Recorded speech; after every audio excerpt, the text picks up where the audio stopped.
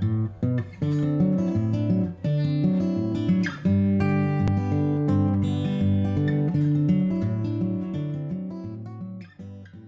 an emergency doctor. I do family medicine, addictions medicine, and mostly emergency medicine nowadays. That's my background. But I'm vegan. I've been vegan for about 3 years, vegetarian for a long time before that, and I'm very interested in plant-based nutrition. And I'm interested to see more people getting the health benefits of plant-based diet, and also people who are vegan or vegetarian, to be able to continue doing that in the most optimal and best way possible. So I'm interested in seeing everybody here being as healthy as humanly possible. Okay, so just a few famous vegans here. You have Dave Scott, one of the first people to completely and win the world Ironman competition 6 times in a row, okay? Vegan. He did it while he was vegan. He's not necessarily vegan now, but while he was doing it, training hard, he was vegan. Bill Clinton, Mike Tyson, as an artist from Mexico there. He was here. Who was here at the Veg Fest last year? Patrick Babubian. Did you guys see him break the world record, lifting the heaviest weight that anybody has ever lifted, and carrying it 10 meters within 1 minute? Right? Vegan, all right? Vegan UFC fighters. There's people in Serena Williams, of course, superstar. All right, so here's another vegan.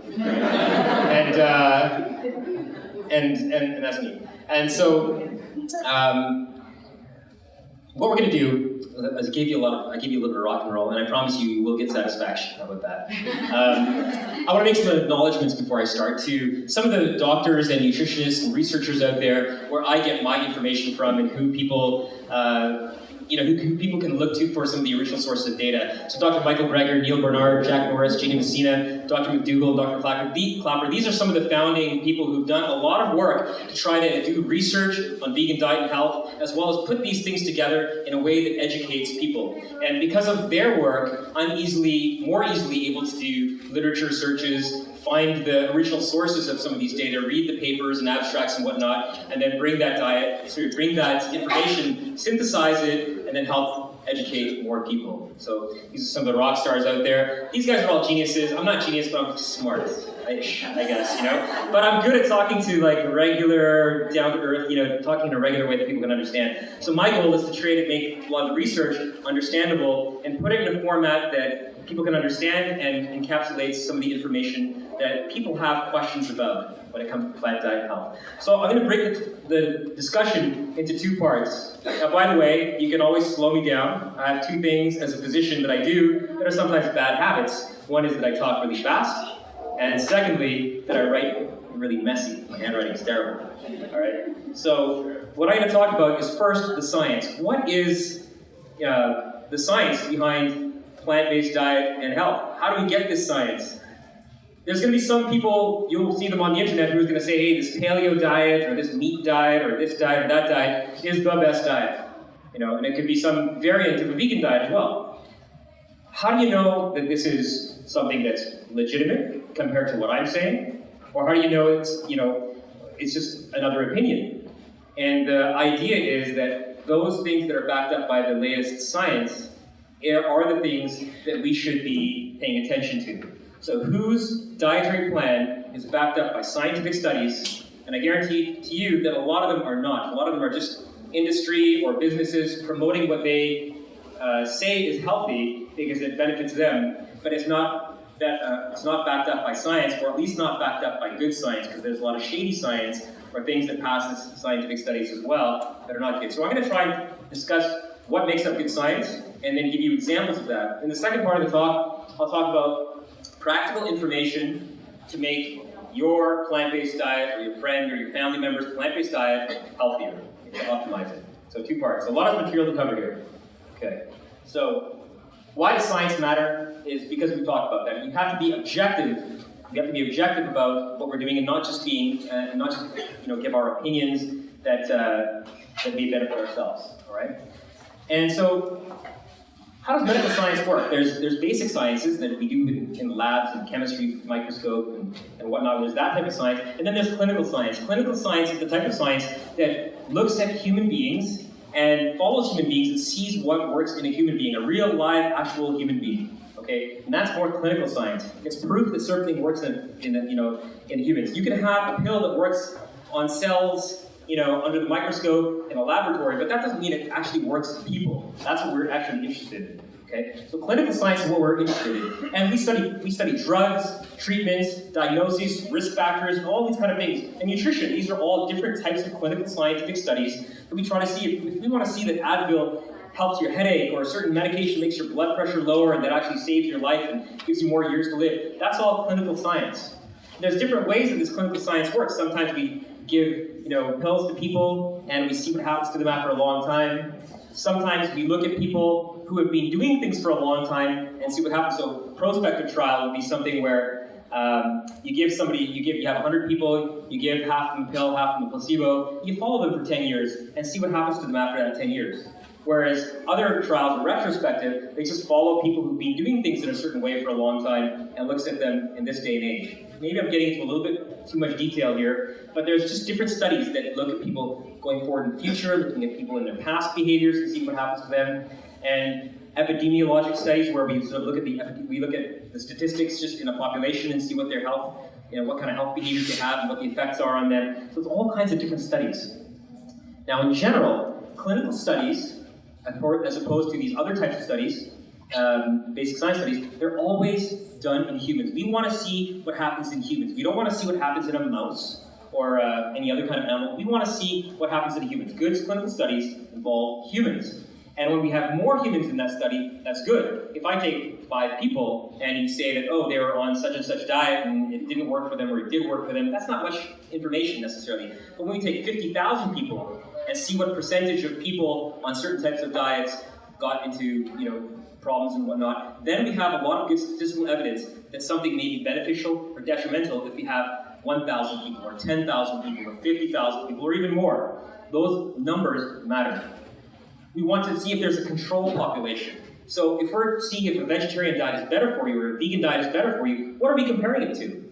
Are we comparing a vegan diet to the standard North American diet? Who are we comparing it to? And if we have good comparison groups, then we can see which group wins out over the other group. You have to have a good control group. And they have to be good control groups. So if you have a bunch of vegans that are all smoking cigarettes every day, but they're vegan, and you compare them to a bunch of people who eat meat, but they're all athletes and actually have a really, eating tons of fruits and vegetables at the same time and exercising every day, that's not a fair comparison group. Your comparison groups have to be relevant to each other, okay? And that's really important. You want to see the time and setting that a study happens as well. Those are you want to control for variables, as we mentioned, things like smoking and whatnot. So you want to see, again, that's the groups being similar in their behaviors. And so we control for those things. And then you have a good study.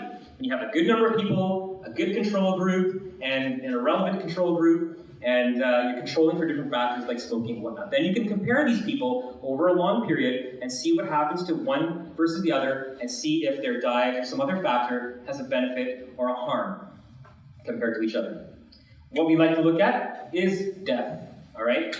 That's a hard endpoint. If we look at a bunch of people for 4 years and say, hey, this group ate this kind of food and their blood pressure was better, so what? Does that necessarily mean that they lived a better life or that they lived longer? Their blood pressure was better? Yes, we think that blood pressure is generally, it's better to have it under control. But what we're really looking at, what we really want to know, what we can really measure, maybe the measurements of the blood pressure were a bit off. Like somebody in this group was measuring the blood pressures and their way of measuring it, bumped it up 5% or something like that, 5 points, 10 points. But death is something that is pretty absolute, okay? If somebody's dead, that's it. They're either dead or they're alive, right? And if you have somebody, if you're studying a medication or studying a diet, and you follow these people for 10 years, let's say, how many people died in one group and how many people died in the other group? And if we have all the good controls and a good number of people, that is something that you can hang your hat on, that this, more people lived longer in this group, and that's very, very definite. And we'll also, we looked at rates of disease. Okay, so we look at disease. This many people in this group got a heart attack or got cancer. Okay, we don't want to just look at these other things like was their blood pressure better. That's nice, but what we really are concerned about is if there's more death or more disease in one group versus the other. So those are good clinical studies to look at. Okay, and then we like to see that there's lots of these studies. There's one study may show something that hey, there's a benefit here, but sometimes those studies, no study is perfect, and maybe for some reason, just by chance, some benefit occurred in some group and we studied that and it looks like it's beneficial. Great. Well, if we have 5 studies and 10 studies done in different countries, in different places in the world, and they all show the same thing, then we really know that this thing works. If you put people on people are on vegan diets, and you do 5 different studies, and in every single study they got like less cancer, less heart disease, then we're pretty sure that the vegan diet is good for you in this thing you're measuring, compared to just if you have 1 study showing this thing. Okay, so we want big studies, we want multiple studies. And when we put the studies together into one big study and amalgamate all the numbers, we call that a meta-analysis. And we love those, because that gives us much more certain information. And we like studies that compare vegans to vegetarians, to semi-vegetarians, to pescatarians, to standard diet. But when you break it down like that, then you really get this more delineated information. But you need a population that's big enough that has enough vegans in it, because vegans are fewer in number, that you can do these kind of studies. And clinical science is all about statistics and percentages. As I mentioned, what percentage of people die without a disease? Okay, this thing says, okay, BKS, I endured practice yoga all his life and died at the age of 96. And Mr. Singh drank whiskey all his life and died at the age of 99. And the moral of the story is that whiskey gives you a 3-edge advantage over yoga. Right? That's what it says over there. That, everybody has an uncle who ate whatever diet or smoked cigarettes a pack a day all his life and lived to 100. Everybody has somebody like that in their family. But that doesn't mean that it's better for you. What we need to do is we need to see 10,000 smokers versus 10,000 non-smokers and see what percentage live to what ages and stuff like that. And that gives us the statistics that tell us that smoking is actually bad for you. All right? Not whether it was bad in monkeys or all those laboratory experiments. That doesn't tell you. It's clinical science, and we need stats for that. So this is an example of why stats matter. All right, it doesn't matter. Tradition, opinion, physiology, like something working in a test tube, that doesn't matter. Animal testing, anecdotes, as we mentioned, don't matter. What matters is statistics in populations we talked about.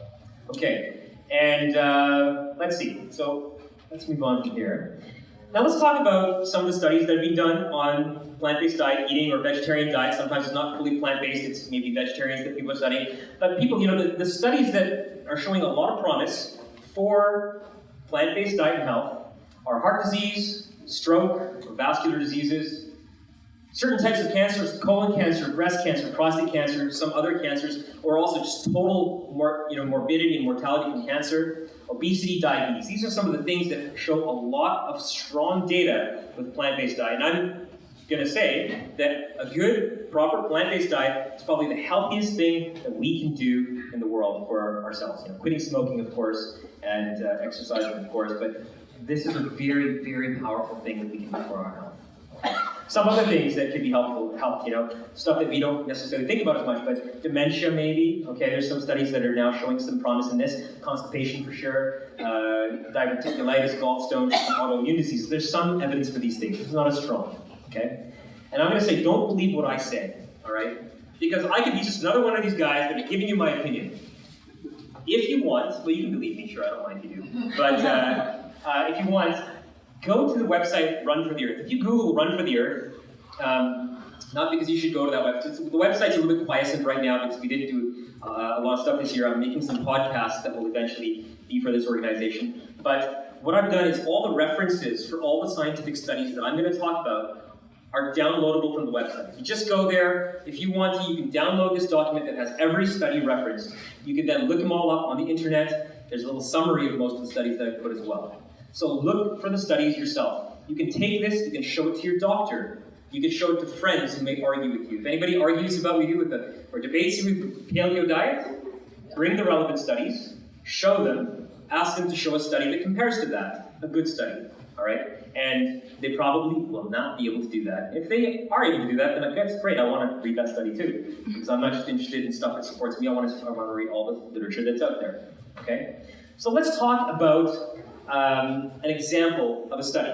Okay. So here's a journal: Cardiovascular Disease, Mortality, and Cancer Incidence in Vegetarians: a Meta-Analysis and Systematic Review. Very boring sounding title, yes. All right, 2012, Annals of Metabolism and Nutrition. The word annals always seems a bit weird. Meta-analysis of 7 studies, 124,000 study subjects. 124,000 people they compared. Big study, right? UK, Japan, California, USA, Germany, Netherlands were involved in the study. They found that vegetarians, now this is not teasing out the vegans from the group, vegetarians had a 29% lower rate of heart disease mortality, 18% lower cancer mortality than non-vegetarians. That is an example of a very powerful study showing that there's benefit to being vegetarian. Now, within that vegetarian group, you have the vegans and vegetarians mixed in there. Maybe there weren't that many vegans because, it'll happen over a time period, and, the number of vegans is sort of increasing over time. Even a lot of the vegetarians during that time may not have always been fully vegetarian. So these studies may be even more powerful if we can really see who's vegetarian and for the whole time. A lot of times people call themselves vegetarian, but they're not fully vegetarian. These are some of the things that happen in these studies, but still, it shows a remarkable benefit. We may not think that 29% is that great, but for medicine, that's great. In North America, there's maybe 100,000 people die of heart attacks, whatever the number is. It's big, it's in the tens of thousands, die of cancer and die of heart attacks every year. And if we're able to prevent 29% of them, that's a huge number. That boils down to thousands of people. It's huge. So we think that, with a vegan diet, you might want to be bulletproof and you're not going to ever die of a heart attack. Well, everybody's going to die of something. If we get old enough, it's going to be either, it's going to be something that gets us. We don't always know what it is. We die of old age, but in that old age, there was maybe some little cancer or some little heart attack that nobody detected. But, what we see here is that people within that certain age bracket that they studied, had so much less mortality. And those are big numbers, okay? Another all-cause mortality, vegetarian dietary patterns and mortality in the Adventist Health Study 2013. JAMA Internal Medicine, a great reputed medical journal. That doesn't always mean that every study is great in there, but it does lend credit. 73,000 people followed for 5.8 years, which is only a short time. We took these people, and if I took everybody in this room and I said, we're going to study you for 2 days, and I want to see who dies in 2 days, right? Probably nobody will die, hopefully, right? And that's going to, 2 days is not enough time. If I studied this group for 20 years, then some people, unfortunately, will die. And then you can see some statistics. You can compare this group to another group or something like that. But 5.8 years is still a pretty short time. And even in that short time, they found the all-cause mortality for vegans was 0.85. So it's 15% less than other groups, okay, of standard diet and whatnot. So again, short study. And as they keep following these people, the study is still going on, this number of 0.85 might get bigger, and we might see the vegans have even a greater advantage over as we continue that study, which is ongoing. The China study, it was published in 1998, that watched people over 20 years. So that one of the great things about that study is they had like 65 different groups, and they studied them for over 20 years. Okay, that's an older study, so it's not the only study. Everybody reads the book, The China Study, but there's so many good studies out there. That's only one of them. And again, it showed that there was far less heart disease in the people who had this plant-based diet. The plant-based diet over there involved a lot of tofu and vegetables, and steamed vegetables, and things like that. People were eating pretty simple, and whole foods. They had a tremendous, they showed something like, 16 times lower heart disease for males and 5 times lower than females compared to standard Americans.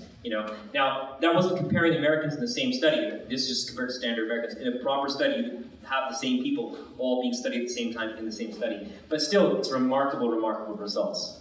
Okay, and a study like the one that was in JAMA by Dean Ornish, you might have heard of this. They put people on a vegan diet for like a couple of years, and they found that the coronary arteries. You can see on the left picture, there's a coronary artery, they're doing an angiogram, and there's narrowings in that artery. And that artery became healthier after a year of vegan diet, strict, low-fat vegan diet, and it actually expanded. And this is the first time that anybody proved that heart disease and the plaques in a heart or blood vessels and arteries could be reversed. That's a very, very powerful finding. It's an older study, but now we have more to show the same thing, and also the clinical studies that, with bigger numbers. Okay, so again, more studies on cardiovascular disease. These are the kind of studies that we use to prove that vegan diet is better.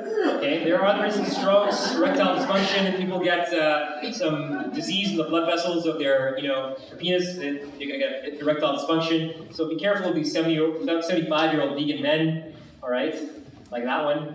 And let's talk about cancer.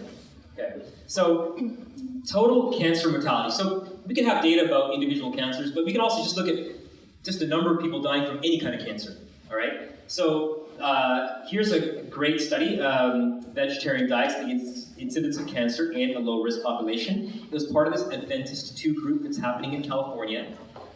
They studied these Seventh-day Adventists, many of whom are vegetarian and vegan, and some of whom are not. They only followed these people for 4 years.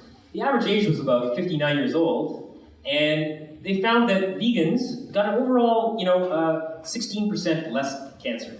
Okay, and for some things, for female-specific cancers and for cancers of the GI tract, there was about 24% less for one and 34% less for the other. And this is only after a short time. Again, when they follow these people for a longer time, these differences may widen out, and we may see that the cancer benefit's even more powerful than that. Being vegan, people can still get cancer, but it's going to be less, right? And again, we don't know how many people were vegan for their whole life or vegetarian for their whole life, so that makes a difference. But one thing they also noticed in these studies is that the meat-eating group ate less meat than the average American population. So that even makes it harder to find the difference, but the difference is still found. It just shows you that there's a lot of benefit. Total cancer mortality, another one, 2014, in a journal called Cell Metabolism. Low protein intake is associated with a major reduction in IGF-1 cancer and overall mortality in the 65 and younger but not older population, blah, blah, blah, long title. Okay, 6,000 people, mean age is 50, they followed them for 18 years. They found that there was people who ate a lot of protein had 40% more death, 18% more cancer, and so forth. There's a typo there, sorry about that. But anyways, but they found that those eating a plant-based diet, getting their high protein from plants, that group was pretty much spared that excessive disease. So when people talk about these high protein, low carb diets, and they're eating lots and lots of protein, it may help them lose weight, their blood pressure may get better for a while and stuff like that, but does it help them get less cancer? Does it help them get less death from heart disease? That's the real question, not just whether you lost weight now, and not just whether you have a better blood pressure now, because some of these high protein, the paleo diet and whatnot, will give you some low blood pressure in some cases, right? But does it cause you to have less cancer? And that's a bigger question. Who's dying of what? All right? So great study. Now, there still may be some risk, it talked about that people who are eating too much protein, even if it's a lot of vegetable protein, we need a certain amount of protein. If you go way above that, there may still be a disadvantage for vegans as well. So there's a bit of a iffy thing there. So even if we're vegan, it's good to get the right amount of protein that we need, but going way above and beyond that may not always be a good idea. But definitely, vegans on a high-protein diet do better than meat eaters on a high-protein diet, and meat eaters on a high-protein diet have more death. Not more death than vegans, it's just more death than regular meat eaters. Is that animal protein? Yes, this study is mostly done on animal protein, but they just took a subgroup of vegans, and they showed that the vegans eating a high-protein diet, they happened to be okay. They weren't dying much more than other people. Okay, so the plant protein seems a lot safer from these perspectives. Just a quick question. The studies that were done, was genetic predispositions to illnesses also taken into account as well? What they do is they just take a general population.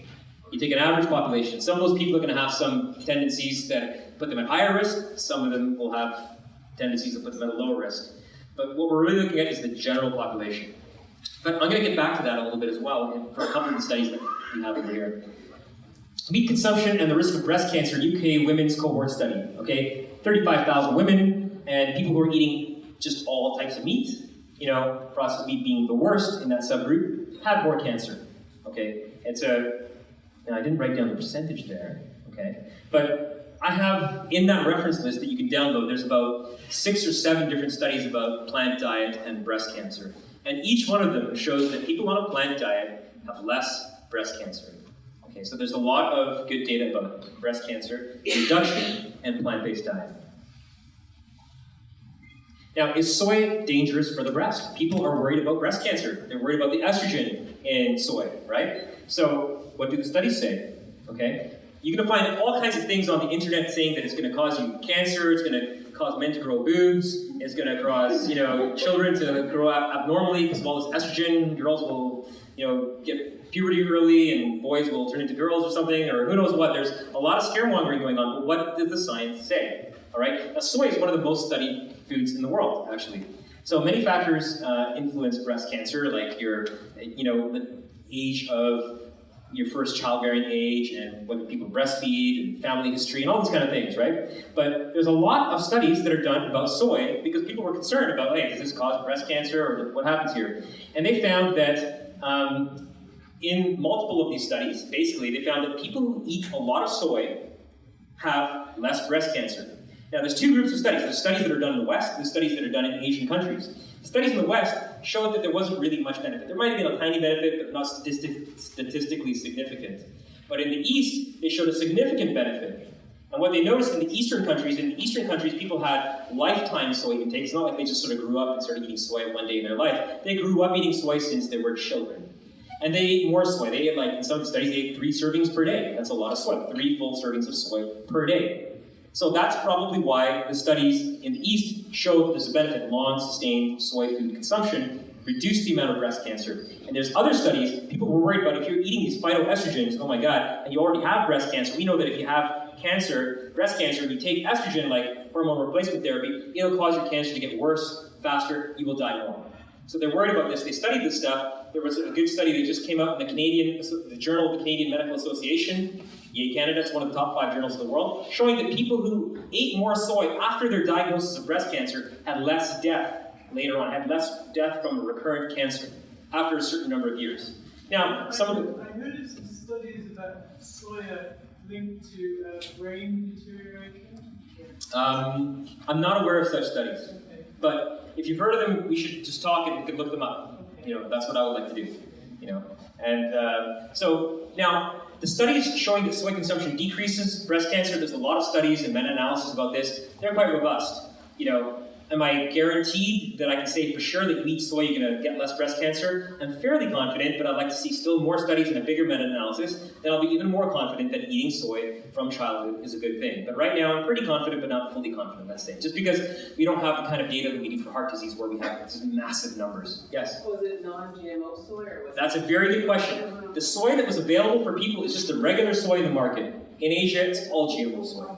Maybe 20 years ago, they had non-GMO soy. In the past 15 years, it's all GMO soy. That's another thing I could mention. GMO, there's a lot of scare tactics around GMO. Maybe organic is better for you, but right now, the studies that have been done showing the benefit are done in the regular soy that's available in the market for people. You might get some additional benefit from an organic, but you know, the major thing is switching from animal protein to plant-based protein has a huge benefit. And, all right, so again, another study showing women who have cancer, have had breast cancer, and take soy foods after their cancer, for both estrogen receptor positive and estrogen receptor negative cancer, both had less mortality from recurrent cancer. Okay? And, okay. regarding the study, when did the study come up? That particular study came out, let's see, 2009, Journal of the American Medical Association. And again, yeah, Journal of the American Medical Association, again, one of the top 5 journals in the world. And that doesn't mean that it's good just because it's a good journal, but we have to look at the study itself. So, you know, we could look that up, and I have that referenced in the thing that I gave you. We can look up that study itself and look at the details of that study. Okay? As I said, don't believe me, always go back to the study, and that's what really counts. Okay?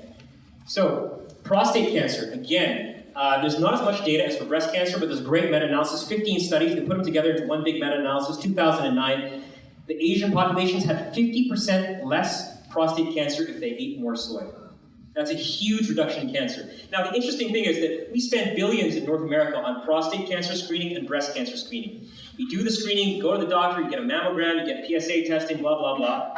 Then they find it's positive, they do biopsies, they do surgeries. After all these biopsies and surgeries and all the stress and the anxiety, we found almost no reduction in mortality from these diseases by our screening. So we do a lot of screening, but we haven't found a benefit. We haven't found less death. Our screening isn't working. Yet, you can do this for free, and it gives you up to 50% less prostate cancer mortality. That's profound, you know. And there's other studies showing that, you know, eggs and meat, poultry, and all these kind of things, they increase lethal prostate cancer. And milk is heavily associated with more prostate cancer as well. Again, the good study, the 21,000 people physicians health study, they studied US male physicians, published 2012. People who drank a lot of whole milk had 50% more cancer. And, you know, And other types of milk, low-fat milk had lesser effect, but still increased the incidence and mortality of prostate cancer. Colon cancer is another one. There's not as much studies on colon cancer comparing just to vegetarians. There's a lot of them sort of talking about red meat and stuff like that, but I'm interested more in the ones that really look at vegetarians compared to the other ones. Okay? But there is, again, at least one study that talks about 75% less chance for vegans of dying from prostate cancer. Again, in that same study that I talked about, we're going to continue following those people. They will continue following those people for a longer time and see if there's a bigger benefit over time as well. All right. So other causes, there's some evidence for pancreatic cancer, even some small study talking about lung cancer. Those who ate more soy died from less lung cancer. That was interesting. But we're not going to really. Or gastric cancer is one study about gastric cancer, early data from this very large EPIC European trial. It's called EPIC. All right, so now let's go into diabetes. The diabetes, just like heart disease, the evidence is so strong that we can recommend plant-based diet not only as a preventative, as a maybe thing or a probably thing. It's definitely better. There's such strong evidence that you can say that diabetics, you can offer this as a treatment for diabetes. And something that will definitely prevent diabetes. Now, vegans can still get diabetes. Okay, even if we're slim, I can get diabetes. Despite good, proper vegan diet. The chance is lower though, the percentage chance. And if I do get diabetes, it might be at a later age, not as bad, easier to control, and so forth. Okay, so we can still get all these things, but less often, less severe, maybe at a later age or something like that. Longer, healthier life overall, okay? So if anybody says that, that person was a vegan and they got cancer, they got diabetes, yeah, well, that's one person. What we're talking about is the statistics of groups of people, all right? Now, let's see. There's a couple of studies here. The Adventist 2 study, 41,000 subjects, 2013. And they also showed that, there was multiracial and the 50% less chance of diabetes in the vegan group. Now, and it also showed that people who are partly vegetarian, like let's say they were semi-vegetarian, or they had dairy, or they just had fish, those people had a benefit, but not the full benefit that the vegan diet got. Okay. So having varying levels of variations of transition gives you partial benefits. That's what the studies show. Obesity. All right. Again, there's more than one study showing that people who have a plant-based diet, and again showing that if you're standard diet versus semi-vegetarian versus pesco versus lacto versus full vegan, there's a transition of benefits along the way. The vegans have the best body mass index. Hypertension. Again, there's I'm gonna run out of time, so I'm just going to breeze through these. Dementia is an important disease. There's starting to come out some information about dementia. It's a horrible thing when people get things like Alzheimer's and vascular dementia. But there's some evidence now that plant-based diet, especially a vegan diet, might be beneficial. But this is, again, preliminary. I'm not going to say that you can definitely go out there and tell people this is guaranteed to be true. But there's some data coming out, but it's interesting for us to look out for more information coming this way. Okay. Let's see. All right, and there's also some other evidence now. People have thyroid disease, is very common. A lot of people, when they get older, they're going to end up taking some thyroid medication. People are worried about soy and thyroid. There's an article that shows that soy is safe for your thyroid. Okay, there's also an article talking about people with plant-based diet have a somewhat like 25% lower rates of getting thyroid disease, where they just need to get that thyroid replacement. Again, it doesn't guarantee that we're going to be bulletproof from this disease, but less statistically better, okay? All right, so now we're going to talk about some vegan pointers. Yes? Could you mention the point about diverticulitis? Diverticulitis, yes. Could you talk about that? Oh, I'm sorry. Yeah, I sort of forgot to. But again, there's at least one study I have on my list that talks about diverticulitis, and those people on a plant-based diet had less diverticulitis. Now, I didn't put the details up there, so afterwards we can go and look up the study. I have them all here. Okay, but there was a significant percentage. I think it was like 30% less death and disease from diverticulitis. The study population was about 30% less of that. Yes. Are there any studies showing health risks going vegan? Yes, I will talk about that. That is going to come up. Yes. What is Diverticulitis. Oh, okay. Diverticulitis is a disease of the colon, where over time the colon sort of ages and gets little sort of defects in the colon, in the surface of the colon, and little pouches, and sometimes they can get inflamed or infected, and sometimes they can bleed and cause pain, and sometimes you need actual operations to remove part of the colon because it's so bad, but it can be a very aggravating disease. In the emergency department, we get a lot of it. My friend Nilesh is in the audience, who's general surgeon, probably deals with a lot of diverticulitis. Yeah. All right, so let's talk about vegan pointers. Having a healthy vegan diet. So we talked about the research, and there's many more studies. I just gave examples of studies, and I gave you the overall trend for cancer, diabetes, heart disease, and those kind of things. But you can definitely look at the studies yourself as well, all right? And, okay, so in terms of vegan here, how many people are sort of new or thinking about becoming vegetarian or something like that? Just interested, you may not be vegetarian this time, you're just thinking about it. Yeah, great, okay. And other people have been veggie for a long time or short time? Who here is vegan? Yeah, so there's a lot of vegans. So we have a mixed group of people here, right? So it's good to be able to speak to these things and educate other people about it too. Okay, the four main vegan food groups are fruits, vegetables, grains, I should say grains and seeds, you can put them together in the same group. And I'm talking about whole grains, I don't want white bread, right? Like go on whole grains, and beans and legumes. Beans and legumes, okay, that's the, and eat the rainbow. This is what Jenny Messina, she's one of the nutritionists, she's a speaker at this conference. Eat the rainbow, eat things of all colors and varieties and stuff like that. That is what's good for you, and that will give us everything that we need. If we follow that advice, that will sustain us for a plant-based diet, okay? I'm gonna go into some more details.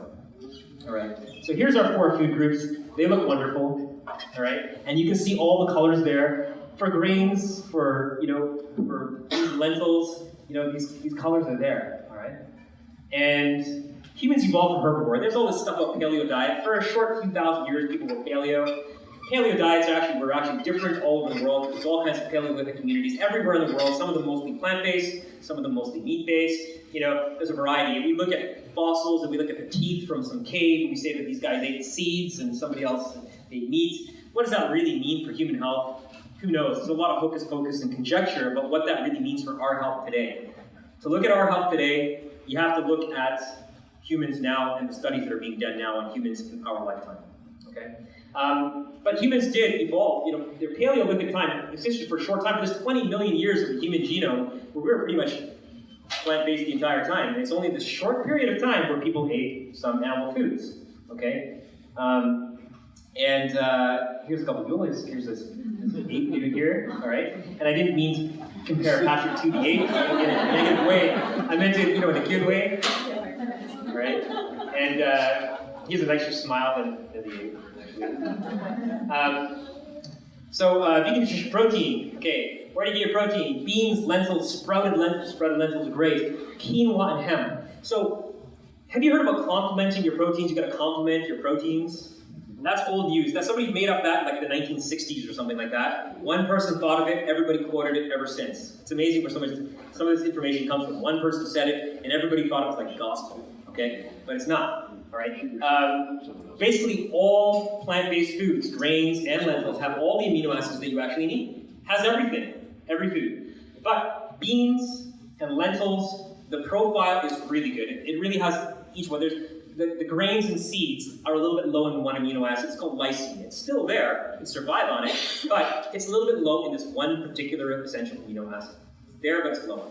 But if you eat beans, lentils, hemp, and quinoa also come into this category, you get enough lysine, you get enough of everything else. Okay? So that should be sort of the core of the protein, is from beans and lentils and that kind of stuff. Add quinoa and hemp too. Yes? Sorry, to check on talking about, the question would be what is the quality that really reassures you that you are getting that? What is the quality or the quantity? Quantity in terms of different foods that you are getting. Okay, so you want to ask about how much protein do you need from these things, right? The whole thing, sure. In terms of quantity, in terms of actual food. Okay, so let's talk about that. Let's get into that, okay? There's the grains and oatmeal and rice and all those things, they have protein as well. And then there's these things that are derivatives of the beans, like TVP, texturized vegetable protein, it's veggie, sort of meat analogs, soy milk, tempeh, and all these other kinds of things. So they all have protein in them, okay? Now, protein requirements, here's your answer. Okay, the average person needs about 0.65 grams per kilogram of body mass. Okay, so you need about 0.65. Is anybody after me, by the way? Who's after me? No, we have to shut down after you. You gotta shut down. Yeah. All right, okay. I'll go fast, all right? 0.65 to 1, but to cover everybody, 1 gram per kilogram of protein, that'll cover like more than 90% of the population. It'll be enough.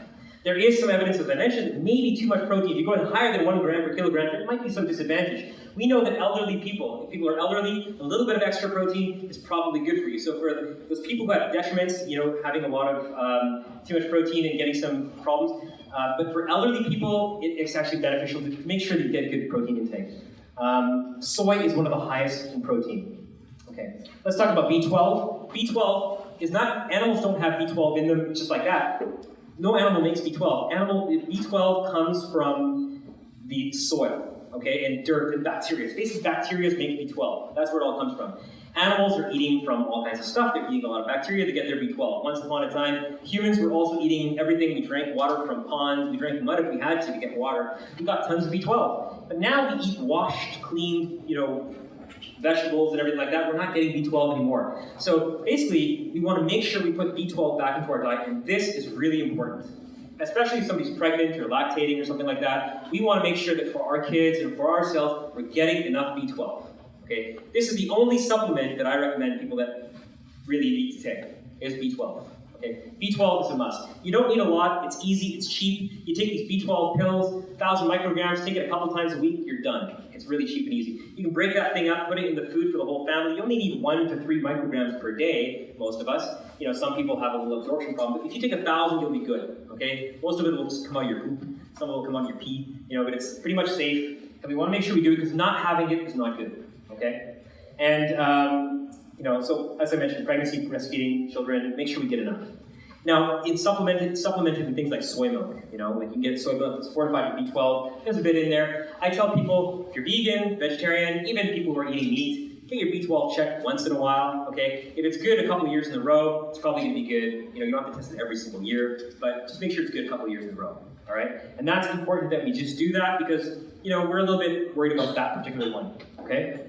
It's cheap. I did a presentation in Mexico showing that even a poor family in Mexico can afford it by taking a B12 tablet, breaking it in half, putting it in the food, feeding the whole family with it. It'll last a year for a small cost. So it's accessible to everybody. It's very important. Okay, so I want to just drive that point home. Calcium and iron, okay?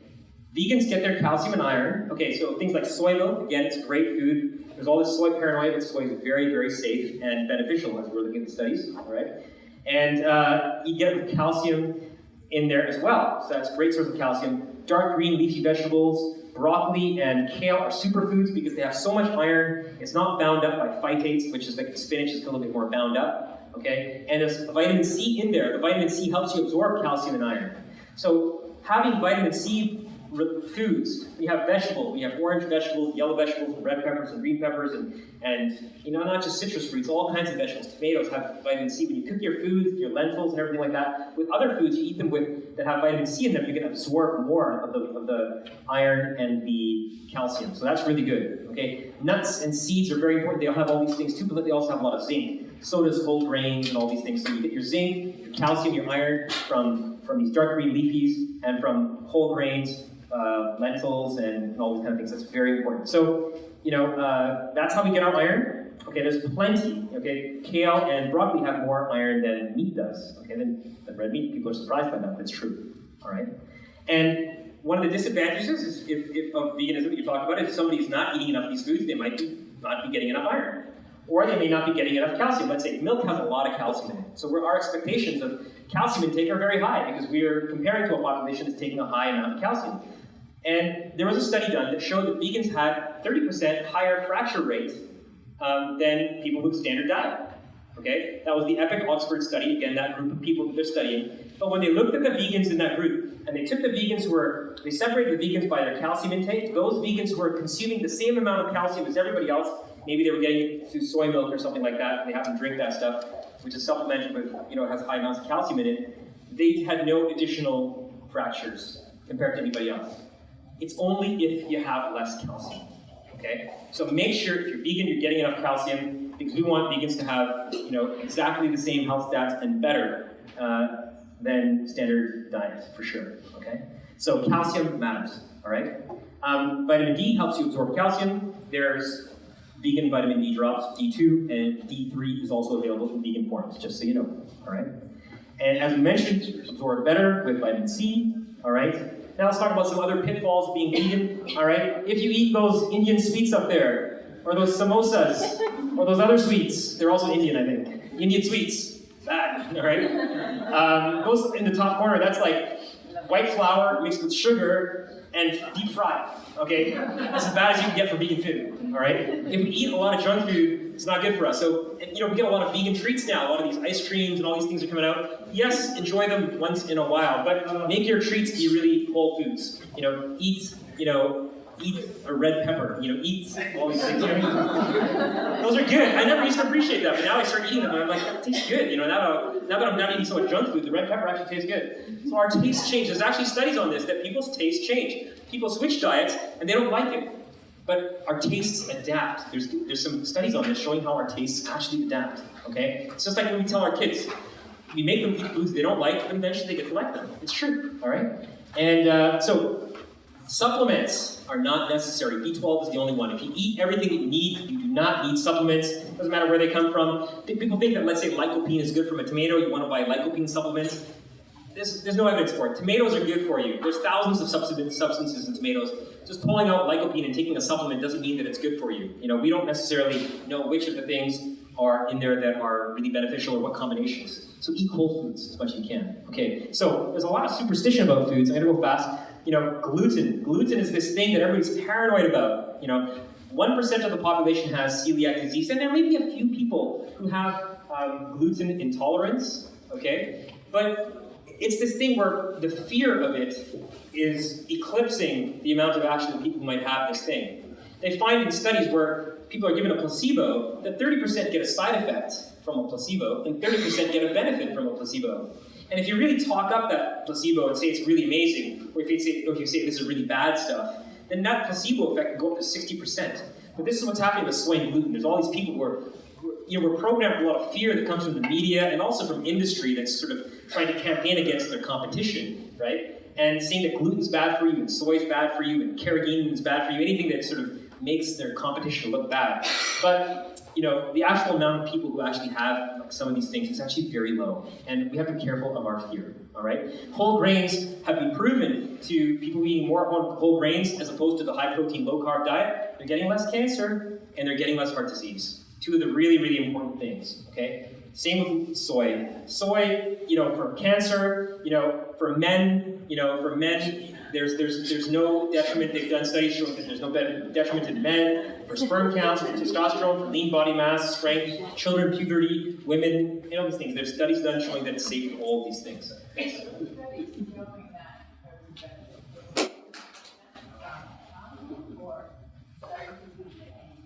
So, question about the soy studies. As I mentioned, most of the people that showed benefit were in Asia. They're eating larger amounts for their lifetime. Right? So the data that we have showing benefit is really for people who have lifetime consumption.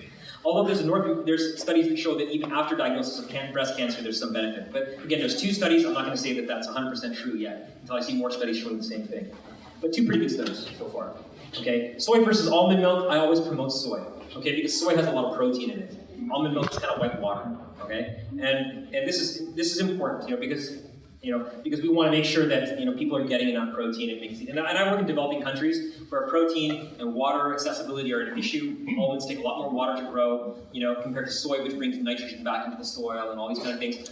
Soy is bad for the environment where we're cutting down forests and feeding it to animals and then feeding those animals back to people. That's bad for the environment. But when people directly consume soy, when soy is grown and eaten by people, then that's not bad for the environment. And so soy is a very sustainable type of food. For, of all the different foods, it's one of the more ones that's nutrient dense and sustainable, okay? For environmentally, gives a lot of protein and has a lot of these other benefits that we talked about, okay? And low carb, high protein diet, whether it's the paleo, the Atkins, the Zone diet, the South Beach diet, it's all the same kind of companies repackaging the same diet and promoting it back to people. And it's also very, supported by the meat and dairy industry really promote this stuff, through social media and whatnot. Okay, but again, here's another study, 85,000 people showing that the low protein, high carb diet, 28% more death, 14% more cancer, but except for the subgroup that the low carb, the low carb, high protein vegetarian group, the low carb, high protein vegan group had 20% benefit actually. So again, vindicating, plant-based diet, big time, 85,000 people. Okay, transition foods versus organic meat. People say, oh, these processed foods, they've got to be bad for you, right? But processes are complicated. What does process mean? What do you take out? What do you put in? I only have a couple minutes left, so I'm going to go very briefly. Let's just put it this way. Whole food, plant-based diet is the best. These transition foods, these veggie meats and stuff like that, they're a little bit high in sodium and a few things. They're not quite as good as the whole foods, okay? And meat is definitely the worst. All right, let's put it that way. So if you have a choice between eating organic meat and eating a transition food like tofurkey, go for the tofurkey, it's healthier. And remember, also the studies about meat is not saying that the meat with the chemicals and all that stuff, it's just any meat is bad, all right? It's all having the same animal protein, animal fats are the things that cause the problem. It's not necessarily the fact that it was brought up organic or non-organic, okay? So, people think that soy is the devil, all right? Studies that have been done showing soy benefits. It's just GMO soy that has all the regular pesticides on it. Again, we could probably be better with organic, but the regular stuff is good for you compared to non-vegan food, okay? Okay, so we talked about whole foods. We talked about this one, I think. We went through that. Good fats and bad fats. Remember, trans fat, bad. Hard margarines because they're, trans fats, not good, all right? Polyunsaturated fats, monounsaturated fats are good. So olive oil, canola oil are the ones that are the nice ones. Avoid coconut oil. There's this big thing about coconut oil now, but it's all saturated fat. Let's avoid that stuff, okay? Palm oil as well. Everything has palm oil in it. Let's avoid palm oil if we can. It's also bad for the environment, okay? But canola oil, olive oil, good. That doesn't mean eat tons of it. Still eat it in modest quantities, okay? But you get some omega-3s and so forth from it. And speaking of omega-3s, okay, is omega-3s, is it this divine thing? Or is it like this false guru, like on the right side? That's the sex guru movie, He's not a real guru, right? And, is it really good for you? Do we need omega-3s? Well, all the studies a few years ago said, oh, omega-3s, they can reduce your heart attack, they can reduce your depression, they can do this, they can do that. People got really interested, everybody started eating fish. They did bigger studies to confirm whether these smaller studies were true. All the bigger studies showed that there's no benefit whatsoever in eating omega-3s. Debunked. Omega-3s, no benefit. There may be a small benefit in children, in their brain development. We think there might be, but the studies show that fish are the most toxic of all foods. Fish are super toxic with methylmercury, PCBs, furans, dioxins. There's no food that has more toxins than fish. And the bigger the fish, the more the toxins in there. So in terms of neurodevelopment, we found that basically studies find that there's maybe some benefit from omega-3, but that benefit is offset by the toxins, especially mercury, and then in the end, there's probably no benefit. There's also studies that show that kids who are eating a lot of mercury, they're eating, their parents are feeding them a lot of fish, and they're eating a lot of fish, pregnant women's eating a lot of fish with a lot of mercury in it, they actually have changes in the brain structure on brain scanning. That's a profound amount of effect that you can have. There's some small studies about this. Again, these small studies, I'm not going to say that it's 100% true, but there's some small studies showing this, and that's pretty scary, okay? And it's there, and I have the references. You look at them. But, so if you want to get omega-3s, we can eat flax and walnuts and all that. And if we think that marine omega-3s are better, because we sort of think that they might be better, we're not 100% sure, but the science is not super clear on that. But if they are, then you can get marine omega-3s from algae. That's where the fish get their omega-3s from originally. It's from algae. And you can get it toxin-free. So if you are pregnant, or you have small kids, or whatever, breastfeeding, then you can get a little bit of these marine omega-3s from these plant-based sources, algae sources, fully toxin-free, get all the benefits, potential benefits, if there are, hopefully there are, you're getting them, but none of the detriments, okay? And just a few other issues, vegans can be overweight. Okay, let's cut down on the high-density foods. Let's cut down on the fats and the carbs if somebody's vegan and they're overweight, and eat more, fiber and just plant stuff, and greens and veggies and all that kind of stuff. Let's do more of that. If you're underweight, eat more of the dense foods. This is really common sense, but a lot of people that are vegan and they're like, oh my God, I'm underweight and I lost weight. What do I do? Eat more of the dense foods. Eat more whole grains. Eat more carbs. Eat more fats. Eat more proteins, and you should be. All right. If somebody's overweight and they're vegan, cut down on the energy-dense foods. You can eat a little bit more protein. You cut down on the carbs. We're not farmers anymore. I know farmers. When I work in India, they eat like 10 rotis. I can eat like 3, okay? But they're working in the field all day, and they're skinnier than I am, but they're working in the field all day. We're not doing that. So, the amount of carbs that we need is going to be a lot less than a farmer working in the field all day, all right? So, it's not that you have to go on this low-carb, high-protein diet, but just moderate the high-energy foods. That's all I'm talking about, okay? And, a little bit of extra protein. Make sure you get your 1 gram per kilogram. It's not that hard to get that, and very easy to get that, and it gives you more satiety, all right? Pregnancy, children, again, just be aware of your diet. You can do a 100% healthy pregnancy and bring up your children vegan, no problem, okay? So, I'm running out of time. Just a couple of eco points. Vegan versus locavore. If somebody's eating meat, okay, and they're eating local 7 days a week. If somebody's vegan for 1 day in the week, just 1 day in the week, but eating standard diet, non-local, they're saving as much CO2 equivalents as the locavore busting their butt to go, local 7 days a week. The difference is so profound in terms of how much, eco, vegan, and locavore, but the difference is so profound just by being vegan and the decreased environmental impacts. I encourage everybody to see Cowspiracy today or sometime. It's a great movie about the environmental impacts of animal agriculture. And I'm interested in this because as a doctor, I'm interested in the world being fed and the future of people in developing countries getting enough food and having a climate that they can survive in. All right? So being vegan far outstrips the environmental, benefits of being local. But you can do both if you can. All right? And just, some things about animal agriculture, it's probably it's the single biggest industry that has an environmental impact that people don't talk about very much, okay? So just in summary, fish in the oceans, fish people is often the last food that people give up, the animal food, but maybe it should be the first, okay? There's a lot of research that shows that the more somebody's different than me, the more likely I am to be racist, right? So a lot of racism in the world happened to, people who perpetuated racism, they did it to people who are more different than themselves. So if there was a lot of racism, let's say by Europeans, it was mostly done to people who look different than themselves, to colored people, right? Or if it's within Europe itself, the people who are more different than the majority of the group. Well, the most different animal to us is fish. They live in the water, they don't make sounds, and people are more likely to be compassionate to a mammal, less likely to a bird, and least likely to fish. But fish, physiologically, scientifically, their brain, they have all the same feelings. They can get PTSD, they can have depression behaviors, they can feel pain, all the same neuroreceptors, neuroanatomy as a human, basically, or any other animal that's a vertebrate, in terms of suffering all those things. And as people eat more fish, we've depleted about half the fish in the ocean. And by 2050, the UN estimates that pretty much almost all fish in the oceans will be gone because we're so powerful, we're stealing everything in the oceans. And it's a devastating thing to the environment. But in terms of our health, okay, in some ways it's less bad for us than maybe some of the other meats, but it still causes a lot of these same health problems. And as I mentioned, the toxins are very high, okay? It just so happens that the things that are most compassionate, healthiest for humans, and best for the environment, somehow magically are aligned. And I think that's an amazing thing. I'm a physician, I'm interested in science, but I also try to look at the bigger picture of things in the universe and whatnot. And I think that's quite an amazing thing that, that one single thing is beneficial for all three. And I think we'll find that for most beneficial things in the world, whether it's being good, having good ties with other people, or living a simple life and doing exercise and walking. We'll find that it's better for our health, better for people, and better for our, and better for the environment. So this trifecta always keeps repeating itself. And that's also one thing that's really profound about eating a plant-based diet. So I hope that was informative. Please listen closely.